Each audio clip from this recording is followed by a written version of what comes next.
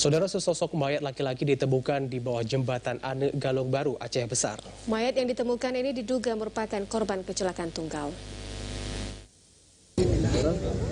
Tiba di lokasi penemuan di Kampung Ane Galong Baru, personil kepolisian sektor Sukamakmur yang dibantu petugas Palang Merah Aceh Besar langsung mengevakuasi korban dari dasar jembatan.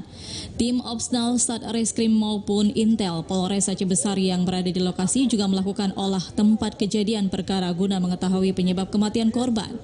Petugas terpaksa menggunakan alat Inavis Portable sistem guna mengetahui identitas korban. Pasalnya, meski menemukan kartu kependudukan di lokasi, namun kartu identitas dimaksud diketahui bukan milik korban.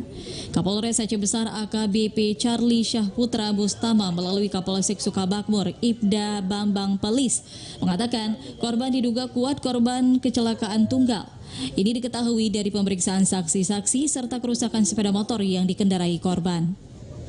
Untuk mencari identitas ini kita lakukan pengecekan berdasarkan sidik jari menggunakan alat IPS. IPS ini identifikasi portable system, sehingga diketahuilah identitas daripada mayat ini yang bernama Ramadan, alamat di Menasah Tutung, Kecamatan Bandar Baru, Kabupaten Pidijaya. Berdasarkan hasil olah TKP kemudian saksi ya, dugaan sementara kita, dugaan kita itu memang akibat laka tunggal.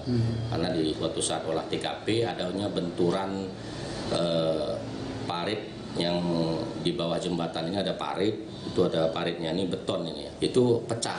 Kemudian kita sandingkan juga dengan sepeda motornya, ini yang pecah ini sehingga sampai lepas itu kepala lampu depan ini sama kap depannya itu lepas. Dari hasil pemeriksaan, korban diduga telah meninggal 10 jam sebelum ditemukan pada Selasa siang.